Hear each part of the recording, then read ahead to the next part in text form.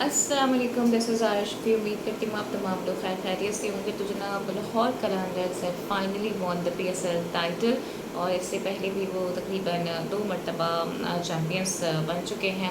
I think addition 7 और addition 8 में, और उसके बाद अब एडिशन 1 में जो ल्यूमिनारा ट्रॉफ़ी थी वो भी अब उनके पास चली गई है। लेकिन ज़बरदस्त टीम वर्क का मुजाहरा लाहौर कलंदर्स ने किया। इस पर मैं ज़रूर बात करूँगी, लेकिन पहले कुछ बात कर लेते हैं कोई तगलैंडर्स की खामियों की। क्योंकि ज़ाहिर है आपने देखा जब मैच शुरू हुआ तो उन्होंने टॉस जीता और पहले बैटिंग का फैसला किया। सऊद शहीद उन पर बहुत तनकीद हुई है कि वो ओपनर नहीं है, उनकी ओपनिंग में जगह नहीं बनती है। पर हमने यही देखा कि वो ओपनिंग के लिए आते हैं और फिर अर्ली विकेट भी उनका गिर जाता है, जिस पर काफ़ी लोगों ने क्वेश्चन भी किया कि वो गालिबन आउट नहीं थे। पर आपको पता है कि DRS का ज़रा मसला था, तो DRS अवेलेबल नहीं था आखिर के मैचेस में, और जनाब फिर आउट हो जाते हैं। और इसके बाद फिर पावर प्ले भी सही से यूटिलाइज नहीं होता है। हसन एक ज़बरदस्त कैमियो खेलते हैं और थोड़ा सहूलत प्रोवाइड करते हैं। उसके बाद जो चंदीमल थे कुछ उन्होंने कोशिश की, और फिर वहीम अशरफ ने नीचे से आके कुछ रन बनाए और इस तरह से एक 202 रन का टाइटल टारगेट देने में कामयाब हुए थे कोई ग्लैडिएटर्स। लेकिन मुझे उसी वक्त ये फील हुआ था कि अभी ये कम अज़ कम तकरीबन 20 रन शॉर्ट थे, क्योंकि अगर हम देखें तो जो लाहौर की पिच थी उस पर रन चेज़ हो रहे थे और ज़बरदस्त एक टीम बन गई थी लाहौर कलंदर्स की। कंसेक्यूटिवली जब आप जीत रहे होते हो तो आपका एक मोमेंटम बन जाता है। फिर हमने ये भी देखा कि PSL जो कि 18 को ख़त्म होना था, पाकिस्तान और भारत के दरमियान कशीदगी हुई। उसके बाद ये मज़ीद मामला भी प्रोलॉन्ग हो गए और उसके बाद जब दोबारा से PSL शुरू हुआ तो ऐसा लग रहा था जैसे एक नई एक्साइटमेंट है। क्राउड भी बड़ा बकअप करने के लिए आया अपनी अपनी टीम्स को, और बड़े ज़बरदस्त मनाज़िर हमने देखे इन मैचेस के दौरान। बोर्ड की जानिब से भी पाकिस्तान एयरफोर्स को, पाकिस्तान की आर्मी को, और इसके अलावा जो पाकिस्तान की नेवी है उसको भी ज़बरदस्त अंदाज में खराज तहसीन पेश किया गया। और दोबारा जब PSL शुरू हुआ तो वहीं से शुरू हुआ जहाँ पर भारत की जानिब से ये क्लेम किया गया था कि जिन्होंने कोई अटैक कर दिया है, और पिंडी का जो स्टेडियम है वो भी तहस नहस हो गया है।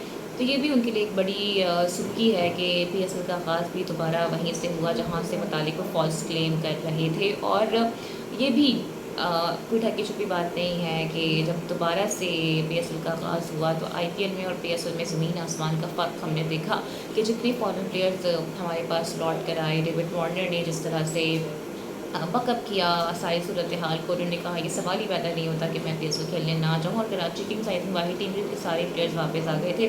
लाहौर थोड़ा सा इस मामले में अनलकी रहा था। डैरल मिचेल, सैम ब्लिक्स और डेविड नहीं आए थे, लेकिन उनकी जगह जो श्रीलंकन प्लेयर्स ने ली, खासकर राजा पक्से ने, कुशाल परेरा ने, काफ़ी हद तक उन्होंने बेनिफिट भी प्रोवाइड किया लाहौर की टीम को। और जो भी लोकल उनके प्लेयर्स थे, ज़ाहिर है जब आप बैक टू बैक मैच जीतते हैं तो मोमेंटम आपका बन जाता है, तो उसका भी कहीं ना कहीं उनको फ़ायदा हुआ कि उनके लोकल प्लेयर्स भी परफॉर्म करे थे। फिर सबसे अच्छी बात जो मुझे ये लगी कि नईम को आपने देखा होगा कि शुरू में उन्होंने इतने अच्छे रन स्कोर नहीं किए, नहीं रन बना पा रहे थे, काफ़ी स्ट्रगल कर रहे थे, लेकिन लाहौर कलंदर्स ने उनको बैक टू बैक जो चांसेस दिए और उसके बाद बड़ा ज़बरदस्त उन्होंने खेल का मुजाहिरा किया। और कल भी हमने देखा कि किस तरह के शॉट्स उन्होंने खेले हैं और इतने लंबे लंबे उन्होंने छक्के भी लगाए हैं।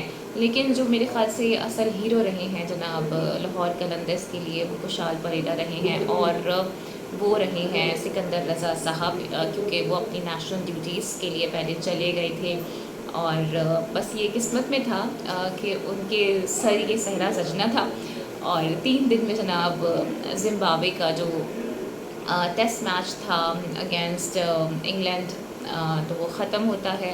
वहाँ से जनाब वो बर्मिंघम से नॉटिंघम पहुँचते हैं, नॉटिंघम से वो दुबई पहुँचते हैं, दुबई से अबू धाबी पहुँचते हैं, और अबू धाबी से फिर वो पाकिस्तान लाहौर पहुँचते हैं और कज़ाफ़ी स्टेडियम पहुँच जाते हैं। और महज टॉस से सिर्फ 10 मिनट पहले वो स्टेडियम पहुँचते हैं। तो ये जो उन्होंने एक कमिटमेंट शो की है, ये बहुत ज़्यादा ज़बरदस्त है, और इससे मालूम होता है वो कितना ज़्यादा प्रोफेशनल हैं और कितना डेडिकेटेड हैं अपने इस गेम को लेकर।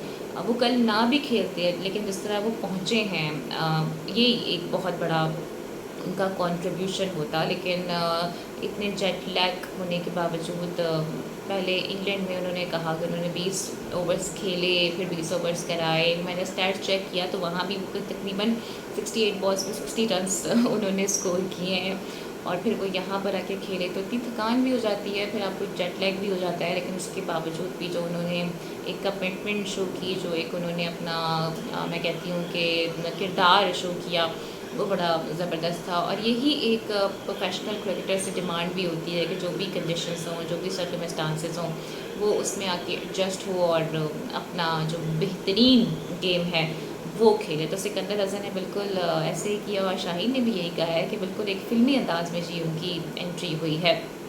तो उनको हम जितना प्रेज़ करें, जितना सराहें, इस वक्त वो कम है, क्योंकि उन्होंने साबित कर दिया है कि वो दुनिया के ना सिर्फ एक बेस्ट ऑलराउंडर हैं, बल्कि एक ज़बरदस्त और प्रोफेशनल क्रिकेटर भी हैं। फिर मैं देख रही थी कि जो लाहौर के जो ओनर्स हैं, ज़मीन राना वगैरह, उन्होंने भी शाहीन के और हारिस के नाम इस जीत को करार दिया है। ऑल्दो हारिस का देखें अगर पीएसएल तो उतना अच्छा नहीं किया, उन्होंने रन काफ़ी कंसीड किए हैं, लेकिन ये अच्छी चीज़ है कि जो टीम मैनेजमेंट है वो अपने दोनों जो एस बॉलर्स हैं उनको बकअप कर रहे हैं। और शाहीन शाह अफरीदी तो आपको पता है कि बेस्ट बॉलर भी करार पाए हैं। इसके अलावा फरहान को आई थिंक बेस्ट बैटर का अवार्ड मिला है, और जो विकेट कीपर का अवार्ड मिला है गालिबन वो मोहम्मद हारिस को मिला है। पेशावर ज़ल्मी को भी जो स्पिरिट ऑफ द टूर्नामेंट का एक अवार्ड भी मिला है। इसके अलावा जो इमर्जिंग प्लेयर साबित हुए हैं और जो टूर्नामेंट के बेस्ट प्लेयर साबित हुए हैं वो हसन नवाज़ साबित हुए हैं विद 399 रन्स। और ज़बरदस्त उन्होंने अभी अपना एक किरदार शो किया है, उनकी बैटिंग के चर्चे हो रहे हैं और बहुत से जो फॉर्मर क्रिकेटर्स हैं वो भी उनको प्रेस कर रहे हैं। अब ज़ाहिर है उनका अगला इम्तिहान अगेंस्ट बांग्लादेश भी होगा, लेकिन इसमें भी कोई दो राय नहीं है कि जब पीएसएल शुरू हुआ और जिस तरह से इस्लामाबाद ने खेला तो हमें लगा कि इस्लामाबाद जीतेगा, फिर कहीं कहीं चांसेस बन गए जी कराची किंग्स के, लेकिन जब कोयटा ने क्वालिफाई कर दिया फॉर द फाइनल्स तो हमें यही लगा कि बस अब कोयटा ही जीत जाएगा। और लाहौर को शायद हमने काफ़ी अंडरमाइन किया, अंडर रेट किया, और किसी ने लाहौर के बारे में ये नहीं कहा था कि लाहौर जीत जाएगा, बिकॉज उनका लास्ट सीज़न था बहुत ही ज़्यादा बुरा गुजरा था और सिर्फ एक मैच वो जीतने में कामयाब हो पाए थे। तो इसलिए शायद हम उन्हें इतना रेट नहीं कर रहे थे, लेकिन लाहौर कलंदर ने सबको सरप्राइज़ किया है। वो बिल्कुल एक टीम बन के खेले हैं। शाहीन शाह अफरीदी ने भी आज एक पोस्ट शेयर की है जो कि बड़ी वायरल हो गई है और गुड मॉर्निंग कहा है उन्होंने अपने फैंस को। 3 ट्रॉफीज़ उनके हमरा हैं और नीक मोहम्मद कैप भी उनके साथ है, तो यकीनन इससे मोराल भी बूस्ट होता है, क्योंकि ज़ाहिर है अभी शाहीन शाह अफरीदी हमें वो शाहीन शाह अफरीदी नज़र नहीं आए हैं जो उनसे एक्सपेक्टेशन थी और जिस तरह के वो बॉलर माजी में हुआ करते थे कि हमें पूरा पूरा यकीन होता था कि बस अभी शाहीन आएंगे तो जाहिर है कि अपने टीम की जो विकेट है वो फ़ौरन ही गिर जाएगी। लेकिन I hope and I wish कि वो जल्दी अपनी वो वाली फॉर्म भी हासिल कर पाएँ। लेकिन अभी बांग्लादेश के अगेंस्ट जनाब सीरीज़ शुरू होने वाली है, उसकी तैयारियां भी हो गई हैं। बांग्लादेश का जो स्क्वाड है वो भी तकरीबन पाकिस्तान पहुंच चुका है। गुज़श्ता रोज़ भी उनके 10 मेंबर्स पर मुश्तमिल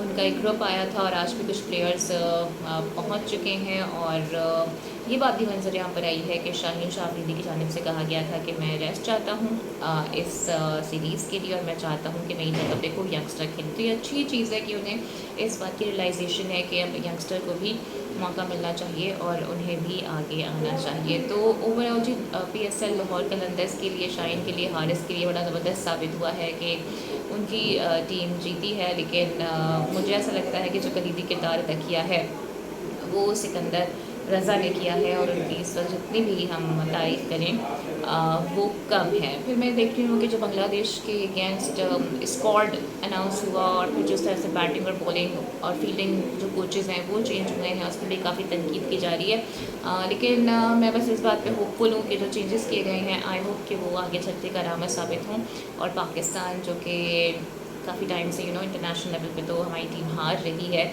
ये जो शिकस्तों की फहरिस्त है इसको ब्रेक लगे और फिर यहाँ से हमारा एक जीत का सफ़र शुरू हो। तो इसके साथ ही मुझे दीजिए इजाज़त, अगली वीडियो में आपसे फिर मुलाकात होगी।